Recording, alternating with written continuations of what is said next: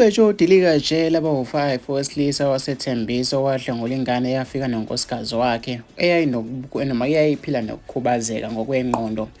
Unina wafika nayo yayineminyaka engu-11, kuthiwe isina-20 indodakazi yakhulelwa.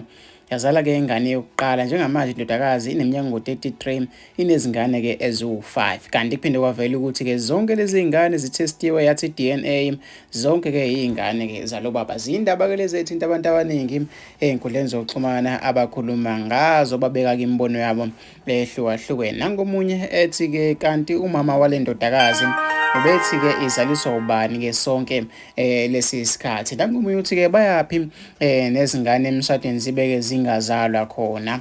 Wayesethi-ke omunye-ke hayi-ke abanye obaba impela hayi khona-ke awazi ukuthi noma-ke awazi ukuthi kuthini kubo-ke uma ngabe-ke sekunje. Ngifisa ukuthi ngizovala kunombono ukuthi ngicabanga ngalo daba hlala lapha ku-comment section.